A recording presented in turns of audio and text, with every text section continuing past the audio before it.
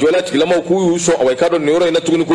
bandits armés ku flene ka do dugula dugu min no be seyna ko fo ani barta kobe bakar dugu dew away kado udona bela jele kan kelengele bakar minya away kado bon singa on kunga away kado yere nyini o dabora ko funu sirafe akwa bi chairman ba de bokoy ni bama jola tigilama nu flene ka away kado wuli ka joke bakar away kado ka do famille kono kelengele chaque maison obi do akono ka fuye chuko mingaduye tati mene sujiti bo bakar away kado fove mimbe no ye fenna fama na bi bulu warite wariye sanu te sanu monduru wala nege wari jew sanu lamon bakar away kado fove de be nan halini pandolo nyuma bila ubabula ko away kado moga da birfini minun be bakar ya be fara nyanga bagan ko do mine wa hali so dawla iri do minun be wa ubo ube do bo katani wa galabuka ne nunu be birfini nyini ni subulu fetelay ubu dana bi nyini ku shikene de bandon ubu ali rido to ko ne chakata comme même les rideaux des portes ont été arrachés. La hawla e galabu ndala. Minya away kadu yo ke barta ko be chugomi wa ke seina o chugo kelende la. Akuga ni ngulika jon no minya away kado ni wati laba nungo nana. Gawo ani ansongo ereche wati be obe bingani wale ataka nyeshi moma dugula dugumi be na be ko kobe. O famvela la kilomètre bisaba ani gawo ni nyanje. Ako bis de transport minumbe wakari bolu mina away kado ku kono fo mbela jele wakari ka bela tunu ni katanui. Ako ni fe mina bi mo ko manago ko sobe ani nebe jamana fe ani ayesi jamana fe ka fereke ni se ka to away kado ni ngonu dambisika karula chugomi note minya away kado faso de sekene do ko bere ani nembu fu ka poste do ke abana poste de sécurité do ko fo se minya bo toilet kila mo halibi se ka away kado nyabo ni yoro ila uma bo ni yoro ka sika mo toyi note zakatu ube zaka bo jagu ya moka wani alama farika yere ni wi yeki kamale njole utaru bintani degen jagu afika ko ka kele cha farinde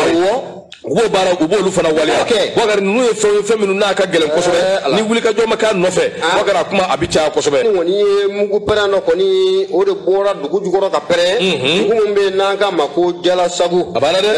alebe banka shimara alebo okonna fe o mugu pere ko akara sobabu ye makele ngoni onin turo ala ko sobe sebengala ko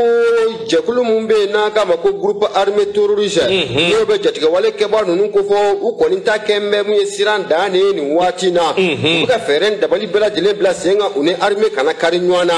buga wuli ka jomu ningo bla senga ni wati na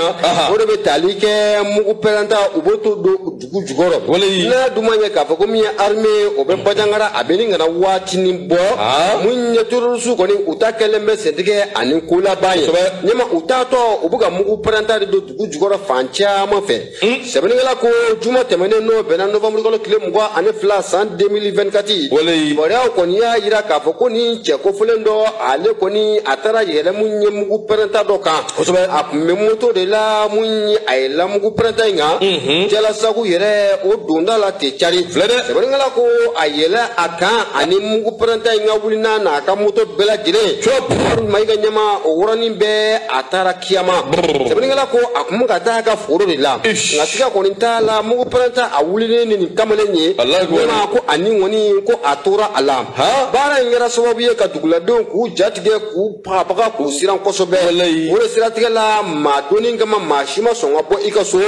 jala sago ani kata faramunye wajana ale mara o konna la sebeni ngala ko o yoroni be anwa wulo masiri tabaw ye wulika jo ani chesili ko obla singa na dumonye ka foko me terrorisu utake mesindike ani kola bayi ni wati na uketa to de biga muku porenta unungo do gujugoro fana bisika se gele akola se dugula do matoko muna ari me ye wulika jo bla singa o woroni be muku porenta labode ko ni o dabolondo o yoro mara konna la nga doni ngama sebeni ngala ko ari me ko ni e kwa ye farapu bele ko ni ko ke terrorisu munu ka bara benno ne muku porenta do ni ma dugu jugoro ka chama ngoni be ulun ningena ko ni ko o karabara